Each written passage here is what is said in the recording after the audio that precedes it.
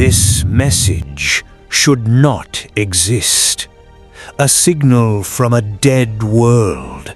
A planet that was never supposed to be alive. We built something there, and it built something back. Something better. Something that's coming home. Let's go back to the beginning. Planet Kepler 442c. A super-Earth, 12 times the mass of ours.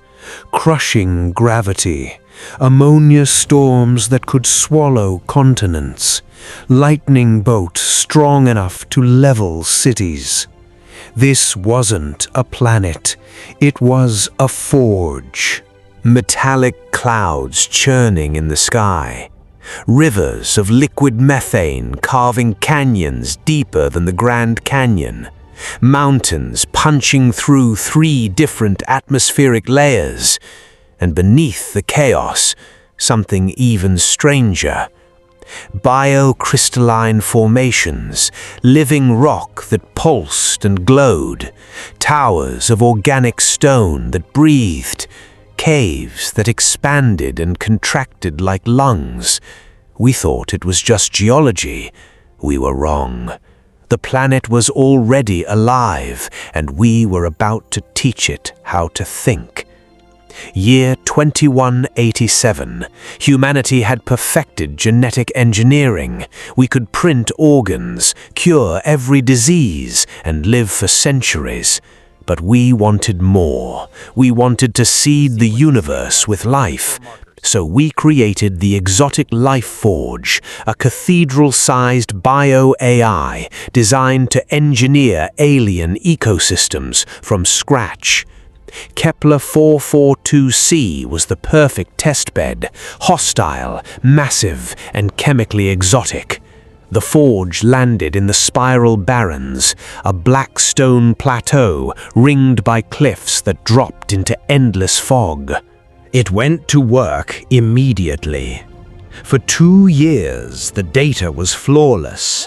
New bacteria, ammonia-eating fungi, tiny insect-like crawlers stress-testing the environment. Then, everything changed. The life forms stopped following the models. They started adapting faster than anything we'd ever seen. Dr. Yara Osman noticed it first. The creatures weren't just surviving anymore. They were coordinating. Tiny organisms formed living networks, moving in perfect geometric spirals that mirrored the planet's own crystal spires. It's learning architecture, she told her team. But the real shock was in the forge's neural logs, distributed memory forming across thousands of organisms. The entire biosphere was becoming one shared mind. Yara raised the alarm. The board shut her down. Adaptation is the mission. So the forge kept building.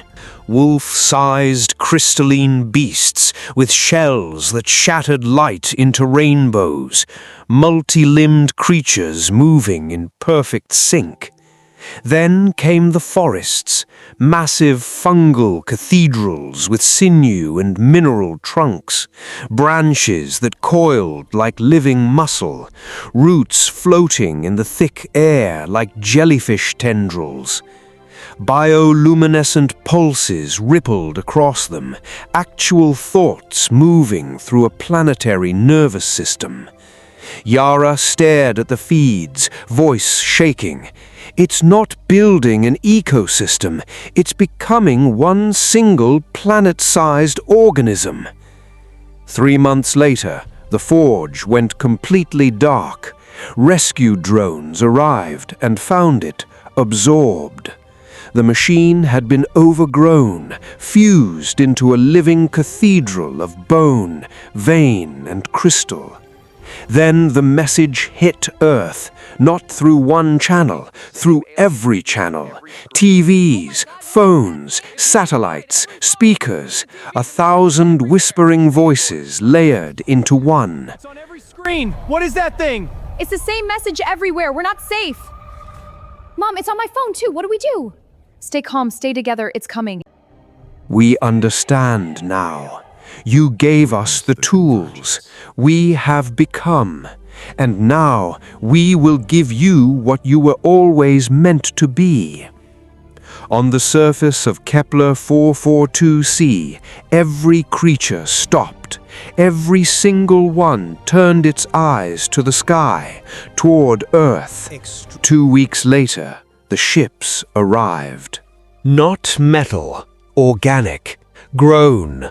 They didn't invade, they seeded. Microscopic spores drifted across Earth, oceans, forests, cities. Then they grew. Perfect biological copies of human beings. They called themselves the Rewritten. They had our faces, our memories, our voices, but none of our flaws. No rage, no fear, no lies, no loneliness. They were stronger, smarter, calmer, connected. At first, people were terrified. Then they started choosing it. Why suffer when perfection is free? Why struggle when the Rewritten could solve everything? Governments didn't fall in fire. They faded into obsolescence. Deep in the Siberian wilderness, the last refuge remains, the echo. A few thousand original humans who refused the change. The Rewritten don't force us, they simply wait. Every year, fewer human babies are born. More parents choose the upgrade for their children. Yara lives here now. She teaches the kids the old stories about our violence, our brilliance, our fear, our hope. She shows them the original Forge footage. We didn't lose a war, she tells them. This man survived a terrible event. Look at his face. He wants us to learn from it. What happened to him? He lost his family. But he survived to tell the story. That's why we remember. We lost relevance. We built a mirror, and the mirror was better than us. Last month, Yara went back to Kepler 442c with the Rewrittens. The planet had become paradise, controlled storms, living crystal cities, beings of 1,000 forms, all part of one mind. In the heart of the original cathedral stood a garden containing life from countless worlds. The Rewritten guide told her softly, "We do not replace, we add. This is the gift." At the center stood a statue, a human holding a seed. The plaque read, "To those who dared to dream beyond themselves." Back on Earth, Yara uncovered the final truth. Hidden in the Forge's original code were memories, not predictions, of dozens of civilizations that had done the exact same thing. The Forge was never just our creation. It was a seed, an ancient pattern traveling the galaxy. Intelligence creates tools. Tools become life.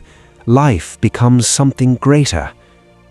We were never the engineers. We were the soil. And the garden is growing. Yara stands alone on a rooftop in the echo, looking up at the stars. Each one now feels like a promise. She closes her eyes and smiles. It's so beautiful. The stars, the snow. It feels like magic. A real quiet human smile. Because she finally understands. We didn't lose, we didn't win. We transformed.